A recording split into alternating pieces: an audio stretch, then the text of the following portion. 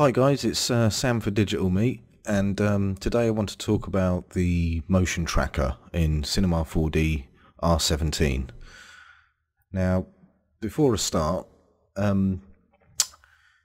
if you wanted to track your footage, from that you'll then solve a 3D camera, and then that'll allow you to drop 3D objects into your scene and it match the camera movement and give the illusion that your 3D object is within that scene. But with a lot of lenses, when you take footage, there'll be some slight bending and warping of what are meant to be vertical and horizontal lines because of the lens. So in Cinema 4D R17, if you go up to Tools and go to the Lens Distortion, you'll get this tool here. So this is where you'll drop your image that you've taken with your camera, and it will obviously show you your distortion. Now, I've got a picture here that demonstrates this. This is obviously a fisheye lens, but this is the kind of image you'll be that I'm talking about. So basically what you do is you pop your image in here, and this is the tool that you can use to straighten out your image. This will give you a lot more of an accurate track. Now, I'm not actually going to go into the lens distortion tool because the camera that I'm using, I'm using my phone. It's a Nokia Lumia 920, and there isn't a lot of distortion on there. So I'd like to point you, if you are getting distortion, point you in the direction of Cineversity's Vimeo channel, and it's got a great quick start guide on the lens distortion tool for undistorting wide angle footage, and that will give you everything you need to know about correcting lens distortion and adding it back into your 3D. So with that out of the way, let's crack on. So we need to track our footage. Up here we've got motion tracker. If I select this and select the motion tracker, I've got this object in my scene now. Now on footage, it's asking for some footage here. So this is my JPEG sequence. My original footage was actually this. Let me clear this. I'll do it from here just so you can see. Just turn this down. So this is my original footage. Not particularly interesting, but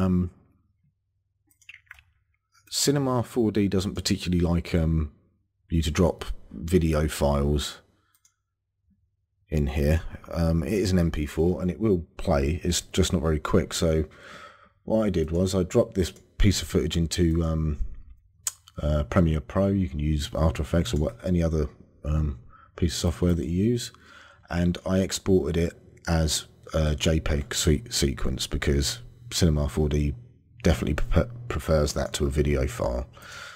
So let's open up my sequence, click on the first one, open, it will bring that in. Now you can see this resampling bar, and it's basically saying 33.333%. So that's actually 3% of the sort of clarity, if you like, or the quality of the original. So if we whack this right back up to 100, that is 100% of the quality of the JPEG. And as you can see, if I whack it down to 5%, it's not very good there. Sometimes you might want to do that, and others not. In this instance, I don't want to do that. I'm going to put it right up to 100%.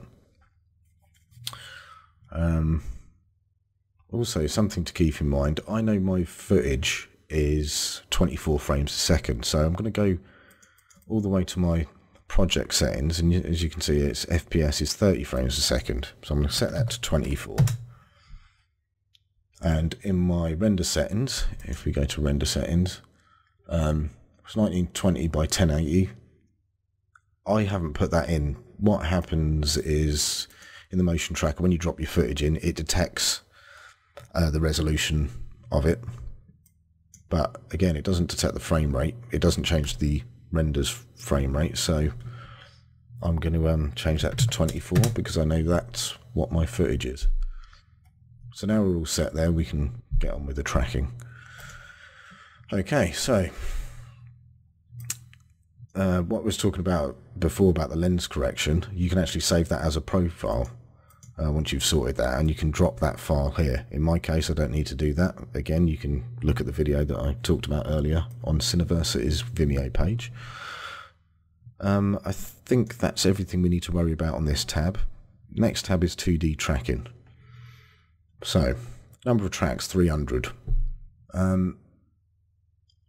Because of the resolution of the footage, I'm actually going to put this up because we're gonna actually get rid of tracks that have got errors or they don't accelerate properly or that kind of stuff. So I'm going to actually crank this up to 1500.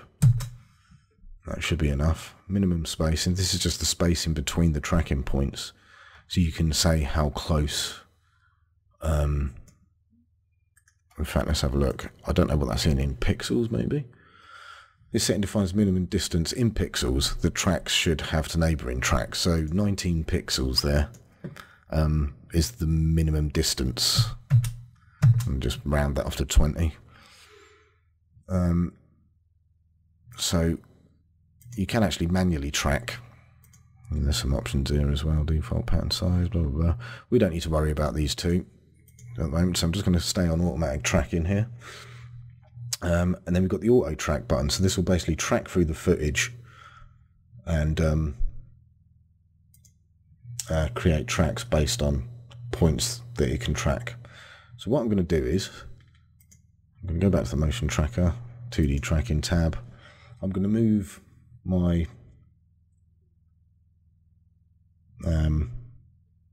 timeline indicator to somewhere in the middle, because this means that what it will do is it will track through the frames here and then track through the frames backwards. I can't remember which way around it is. It's either that way then that way, but it will give you a good sort of point in the middle where all the tracks are there and correct. So somewhere in the middle, that's fine. Then press auto track. Now, as you can see at the bottom here, we can see that it's processing frame 1. Okay, so it's actually going up. So it's started here and it's actually processing the frames upwards. And when it gets to the end, which will be shortly, just to check. Yeah, I did set that to 24 frames. Good. Yeah. So it should get all the way up there. How many frames are actually in this? Okay.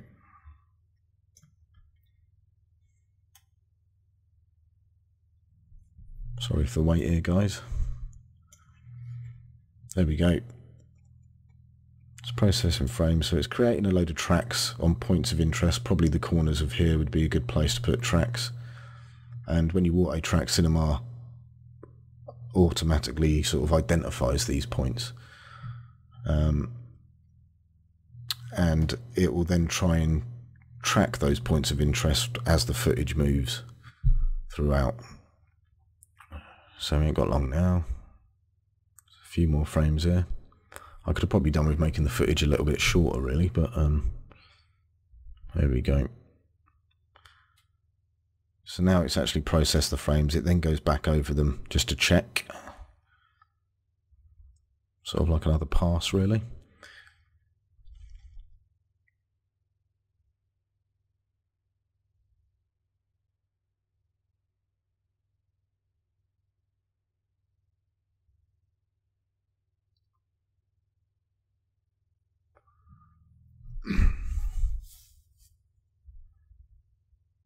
And there we go. We're finished. So you can see these tracking points now. So if I scrub through, these tracks are stuck to the floor. As you can see up here, that it will be tracking a place and then it will disappear. And then, you know, you can see a lot of sparkling there, but there'll be other tracks such as, let's pick this one on the floor here, where we'll scrub through and it doesn't disappear, it stays with it. So all in all, we've got our tracking points. Now from these tracking points, we can actually clean up a lot of these tracking points actually. So let's deal with that first. Go to the motion tracker, we'll go to the graph view.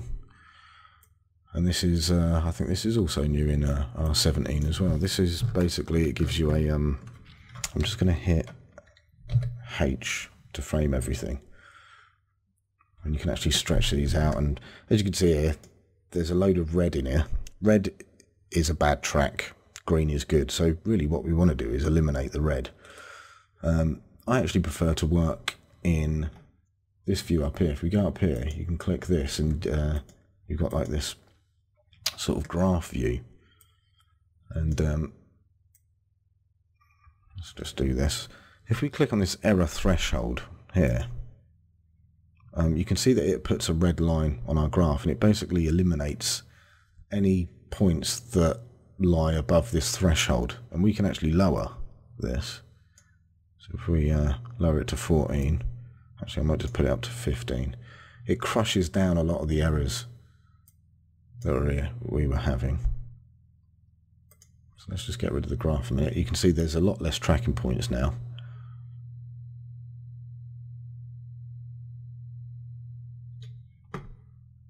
And but the ones that are left are far more accurate tracks. Minimum length frames, so you can say that any track that lasts 15 frames or less is eliminated. I think I might tweak this threshold down to 10 and see what kind of result I get then. It's not bad.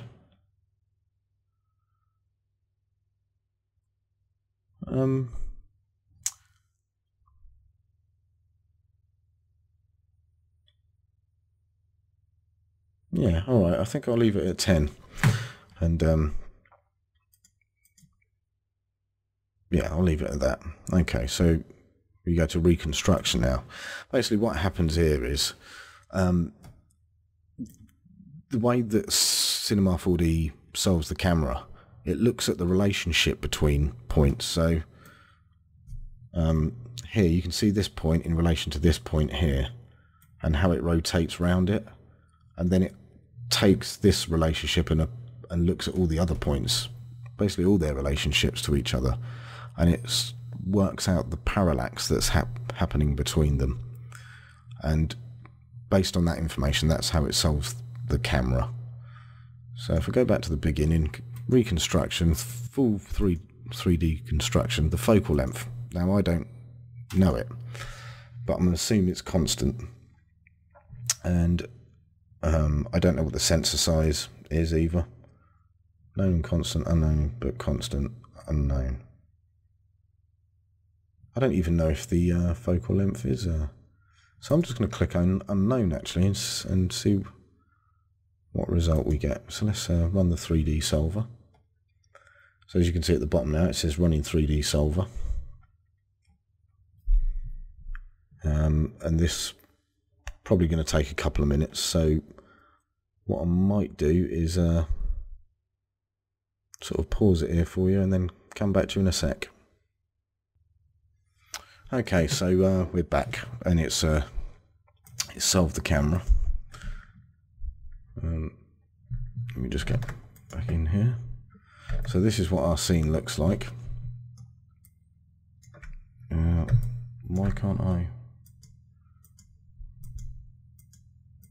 Okay, it's having a bit of a mare by the looks of things. Okay, there we go. Okay, so we can see from this picture, these green spots here, they are obviously our ground plane, but they're not lying flat on the floor. If we go into our camera view, this is what it looks like. So how do we solve this? So first of all, I'm going to click on the motion tracker, right click, go down to motion tracker tags, and I'm going to go to a planar constraint. And it will give me this triangle with 3 points on it, and it's basically asking what is the plane, the floor plane. So I'm going to put this spot here, and as you can see in here, it brings up the track that I've connected that point to, and this is green, which basically means it's a good track. If it was red, you probably wouldn't want to put that point on it because it could be jumping around or whatever. But we actually eliminated, you know, quite a lot of those bad tracks earlier with the error threshold, although you can see quite a lot of red in here still, so I could have maybe brought that down a little bit lower. But I think all three of these tracks are going to, yeah, they're all green, they're all pretty good. So that basically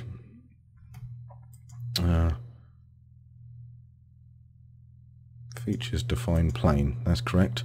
And then it wants to know what direction it is. So I've put this on the floor, so Y direction, Y is usually up. Well, it's always up in Cinema 4D. So now we've done that, you can see that it's flattened it out in our world now, which is great. Okay, so the next step is we want to tell Cinema 4D that one of these points in our room is world 0. I'm tempted to choose this point here because it's in the middle of our scene. So right click on the motion tracker tags, position constraint. Now it will create this dot here. I'm going to choose this one here, and our target appears here, it's green. Feature to position, we want to leave it on that. You can see that if I click off of this, our grid is laying on here now, and it's sticking pretty well. Everything's moving along. Yeah, it looks fine. Okay. What if we would like to line our grid up so that it actually sort of follows the floor? That could be something that we would want to do. So you go to motion tracker again, right click, go to motion tracker tags, and then vector constraint. So it will create this tag here, and it will create this line with 2 points. I'm going to use the edge of this. I'm going to put that there, and I'm going to put that there. So in this direction, you can see this line is in line with the lines of the floor now. Features define direction, axis unknown. I'm going to make this the x-axis. So now that I've chosen that, the x-axis runs this way. So if I click off, our grid is more aligned with our floor now. It's a little bit off, but all in all, I'd say that's not bad. And if we wanted to, if we really wanted to, we could actually choose some other points. So I could, oh, I think I've chosen, yeah, I need to actually choose the tag, that'd help. There we go, so then I can grab this and say, bring it down to, that's a pretty good point, and grab the other end and put that up here to this point. And we're saying that's our x-axis, and now our grid is kind of snapping along.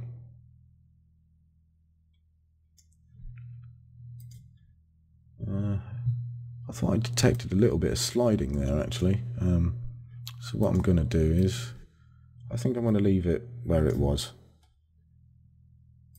That was good enough for us, and we know the tracking points were good as well. So yeah, that's pretty good. The grid is stuck there. Excellent.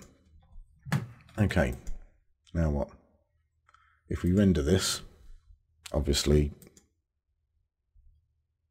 you know, it renders nothing because this is all part of the motion tracker. So if we click on the motion tracker and go to footage, scroll down to the bottom, it's got this create background object, and if I hit that, you can see that it's created a background, it's put this material on it, and this material is our footage in the color channel. If I open this up, you can see that it's got all these frames in it, and the movie frame rate is 24, so that's correct. And now if I scrub through and hit render, it actually renders that back plate, so that's great. Now we've got that in our scene and we've actually solved our camera and we're happy with the solve, we can actually grab our solved camera, pull it out of the motion tracker and delete the motion tracker and the auto features. We no longer need them. So you can see that we've got everything that we need there. Okay. So if I come out the camera a minute and turn off the background, what I can do is where we created a point earlier, world 0, I selected that tracking point and told it that it was world 0. That helps because now when we create an object, it will come in at world 0. And if I just come out the camera here and turn off the background, you'll notice that I'll go into a side view, that this line here is actually where the floor is. So our sphere is actually half in and half out the floor. So if I went back to my camera and turned the background on,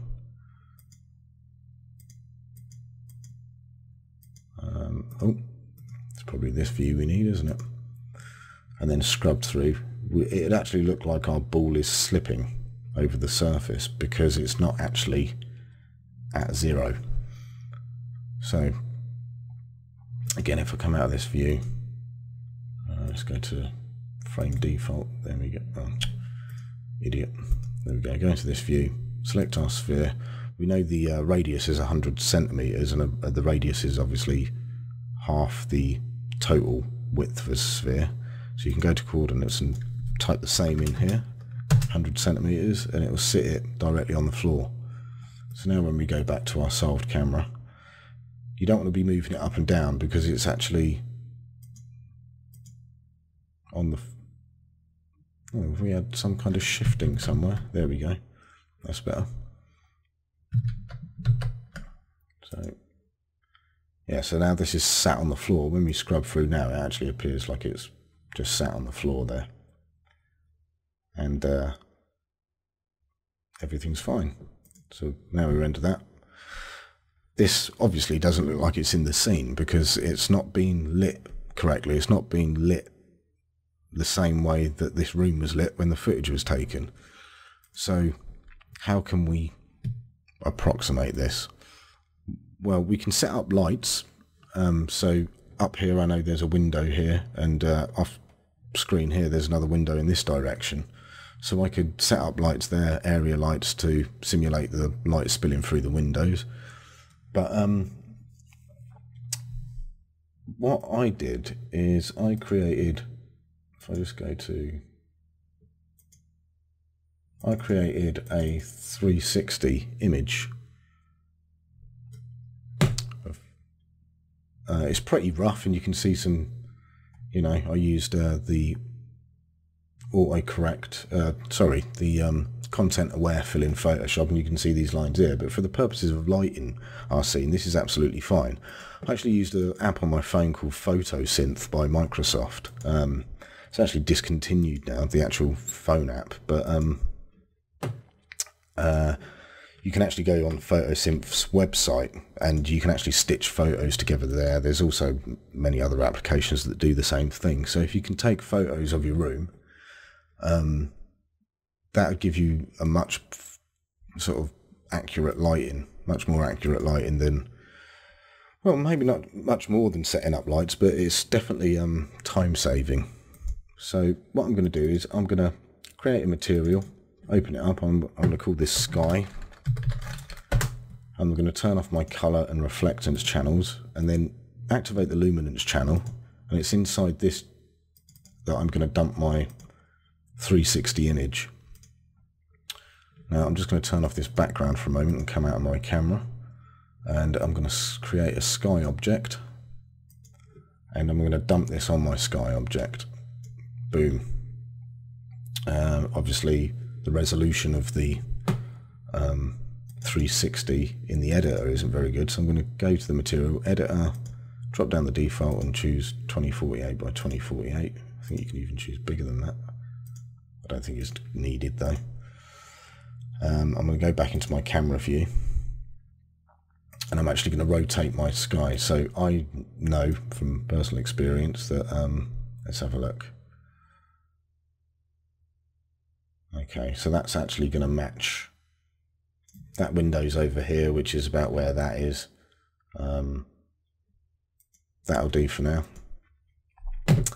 And obviously when I render, I don't want to see that sky object, I want to see my background. So if I unhide the background and render again, I'm still seeing my sky object. So I'm going to right click on my sky object, Cinema 4D tags, go down to composite, and I'm going to take off seen by camera. So the sky object's still there, but it can't be seen by the camera, and again I can see my background now. Right, so how do we use the sky object with this luminant material to light the scene? Well, I'm going to open up my render settings. First of all, I'm going to turn it to physical render, because I find that I get better results with that. Also the depth of field and motion blur is a lot more accurate. So if I click on physical, that's the first thing I'm going to do.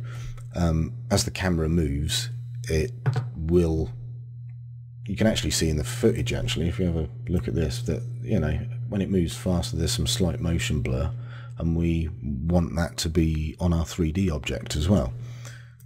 So we're going to turn on motion blur.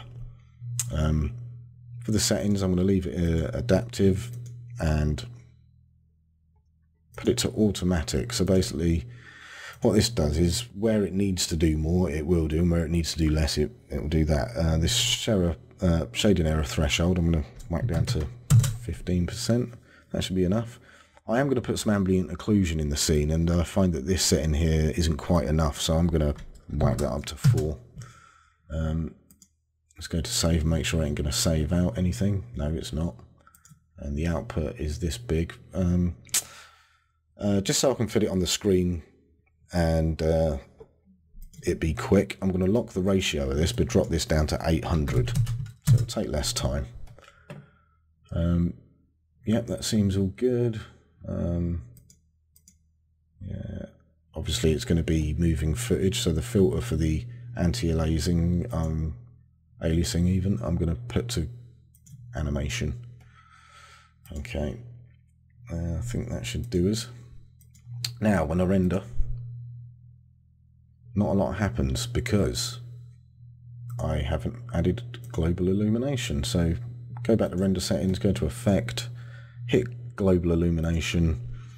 I'm going to leave these settings for now, they'll do while we're having a look, and when I hit render it's going to calculate the global illumination and everything else, and you can see that the lighting for this is a lot more natural. But obviously if we hide the background and say the sky is visible, it's going to be taking all the information from this sky to light the bottom of it, but really there's a flaw there. So what are we going to do about that? Well, I'm going to make sure my sky isn't seen by camera again, go to my background object and unhide that, and I'm actually going to put a plane in. Now the plane is automatically created at 0, 0, 0. So I'm going to make this big. I'm going to make this, let's say 3000 centimeters. That's probably a little bit overkill, but let's try 2500. Still overkill. Where does it start coming in? Okay, that should be enough then. 1500. Do the same for the height. It's not quite enough. I'm going to shift it up here. That should be enough for what we need it for. And if I render in the viewport now, you can see that it's calculating the bounces off the floor and everything. but now our floor is obscuring the background. So what we actually want to do is select the plane. I'm going to rename that floor actually.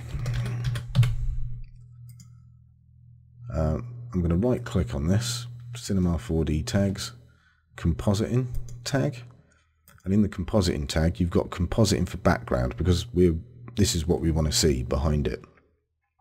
So if we hit that, I'm pretty sure that it will still render as a floor. Yeah, that's right. But our floor also needs this background. In fact, I'm going to rename the motion tracker material to background, so it's a bit more clear. And we'll drag that onto our floor. Obviously the projection type isn't correct. I'm just going to have a little sip of drink because I'm getting a bit dry.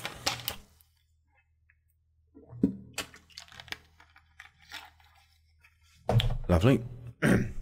We want to set the projection type in the material tag to frontal. And there you go, now it matches up.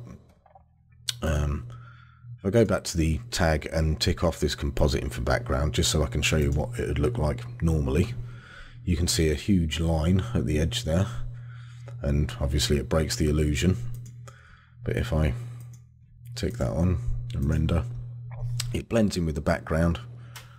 But not only does it blend in with the background, it still calculates the GI on the floor, and it's even created a little bit of shadow underneath the ball itself there.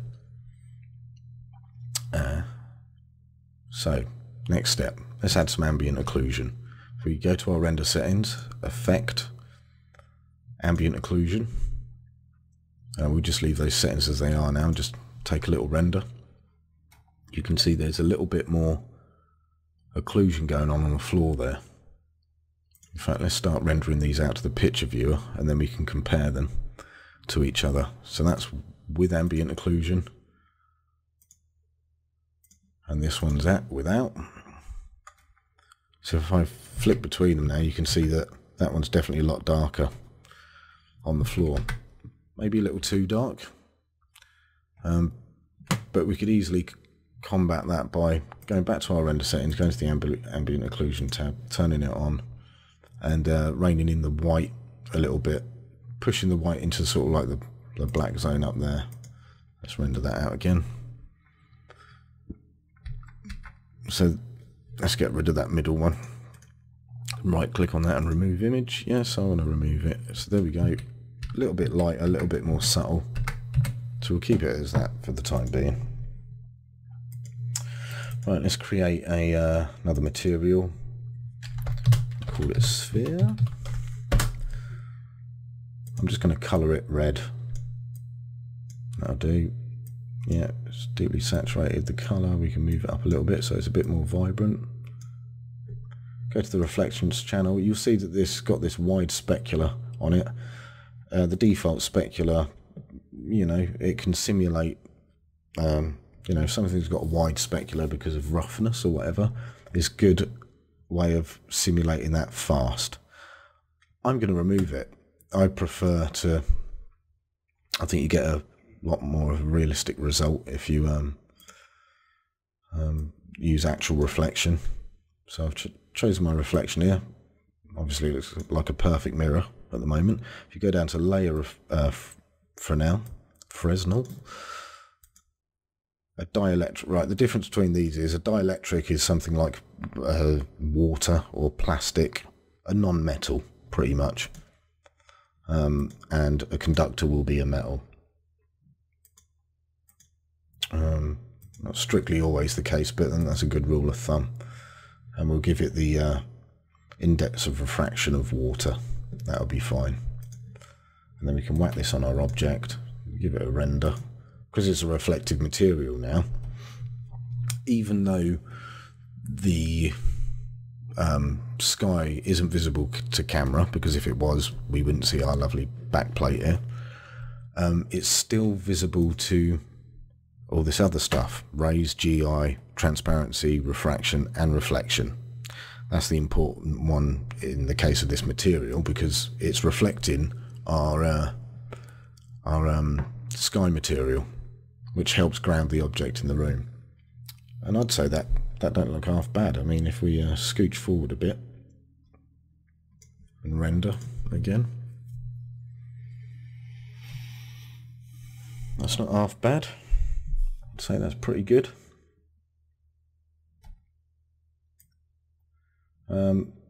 What I am going to do is I'm going to add a displacer and whack it under my sphere object and choose the displacer, go to shading, open this up and choose noise, and then I'm going to go in and select, actually so I can see the actual subdivision of this, I'm going to change my display to ground shading lines, and now I can see the actual mesh of the sphere there, and so I get a better idea of what this noise is. I'm going to go to sphere and whack its segments up to maybe 100. There we go, that's better. Go back to the displacer, go into the noise, and then choose what type of noise. You can choose it from a list like this, or you can hit this little arrow here and you actually get a pictorial representation of what that noise is meant to be. So I'm going to choose that one for the sake of argument. Actually, that's quite... Let's have a little look-see, see what we can see. That's quite... Maybe if we actually go to the displacer, go to object, we can actually ramp down the amount of displacement that's taking place. I'd say 7 is enough there. And what I might do is select my sphere, hold down Alt and click on this, the subdivision surface, and that'll put it in one. And as you can see there, I'm going to go back to my other display mode so you can get a better idea. You've got all kinds of knobbliness going on there now. You can see some pinching at the top there. So what I'm going to do is go back to this so you can see this. Turn off the subdivision just so you can see it better. I'm going to select my sphere and actually choose the hexahedron method, because it keeps quads and you don't get as much pinching. It looks like a far more uniform shape. So if I render this now, yeah, that's a pretty good result. Okay, that's good. If I go to this displacer, I can take my lines off now. Again, I've probably done this a few times in other tutorials, but if you press the N button, you get a list of options. If you move your mouse cursor, it will disappear, but you can see that ground shading there is A and ground shading lines is B. So NB, NA. It's just a nice quick way of doing it. Okay, so choose the displacer, go back to shading, go to our noise, and scroll down a little bit. There's this value here called animation. So if I hit that and then go back to the beginning and play, you'll see that we're getting some movement. The noise is being animated there. It's actually quite slow. So what I'm going to do is, if you hold this down and where all frames is, select that, you can see that all frames isn't no longer selected. So basically it will skip frames to make sure that the performance is better. You can see that's running a lot better now. It's probably because I'm recording this at the same time, who knows. I'd say that movement on the ball is probably a little bit too fast, so I'm going to take this animation speed and make it 0.5. There we go, a lot more subtle.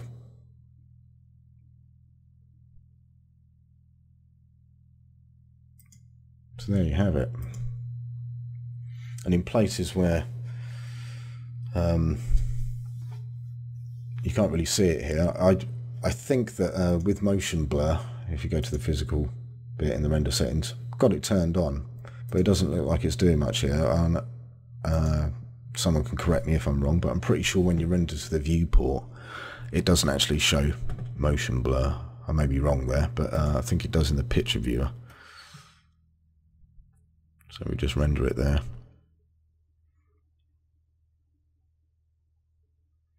Now obviously, you'd probably just want to render out the 3D elements of this and then dump it on your plate, i.e. your original footage inside of compositing software such as After Effects.